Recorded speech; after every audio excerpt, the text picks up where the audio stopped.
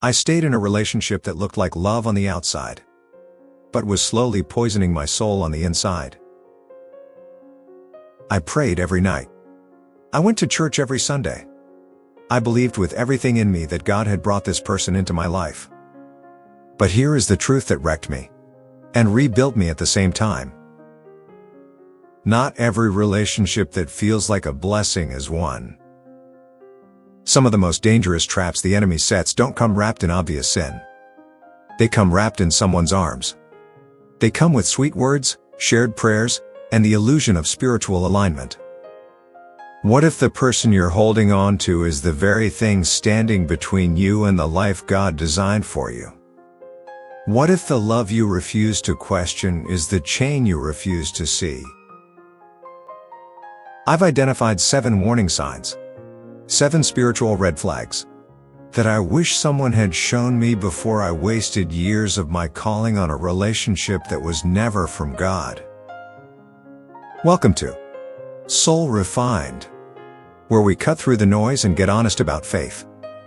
If you're ready for truth that transforms, not just comforts, subscribe and join this community.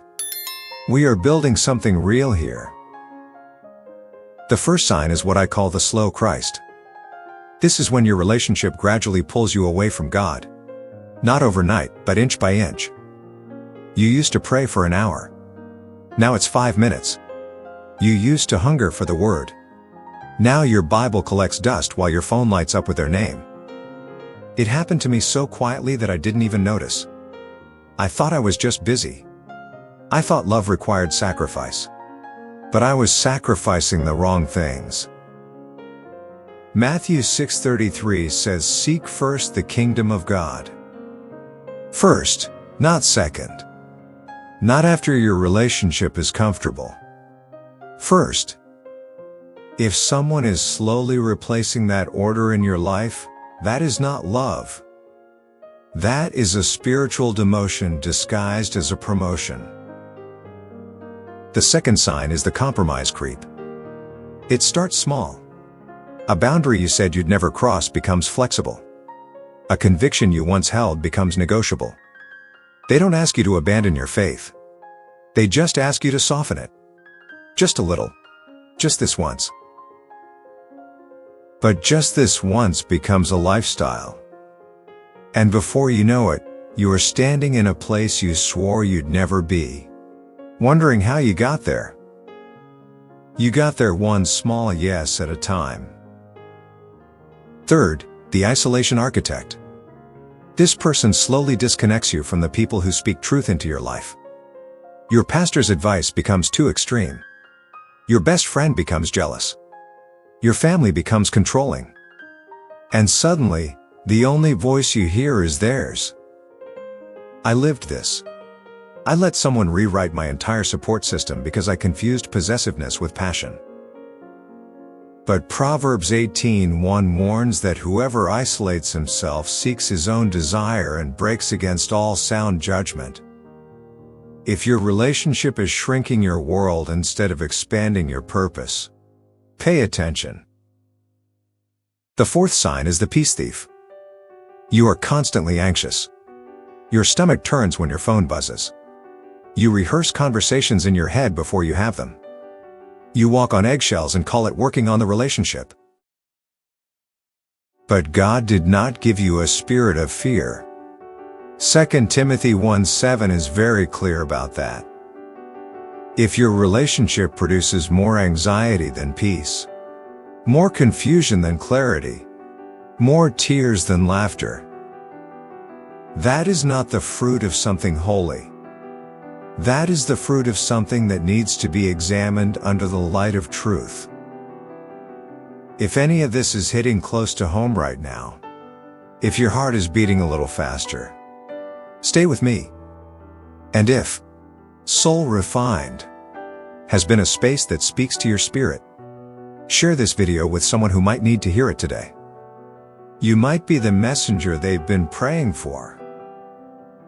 Fifth, the secret keeper.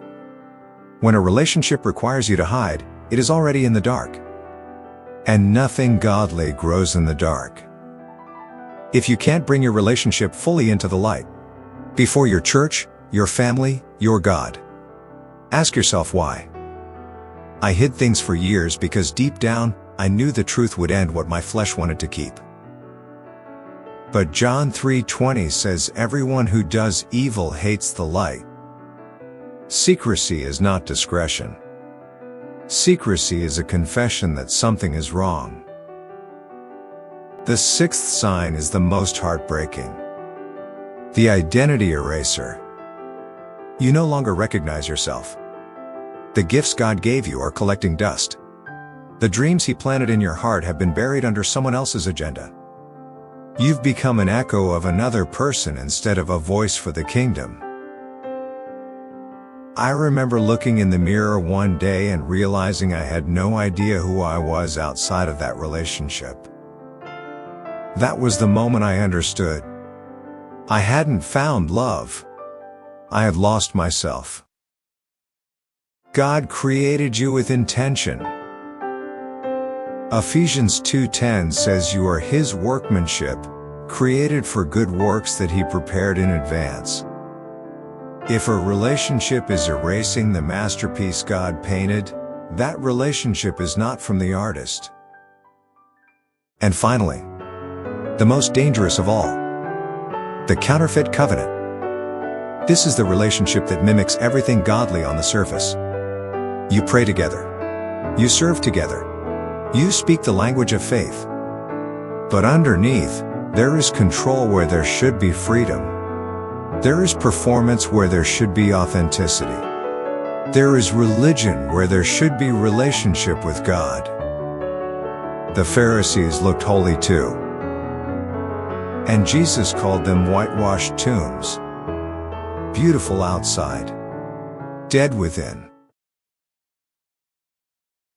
If your relationship looks godly to the world but feels empty before God, you already know the truth.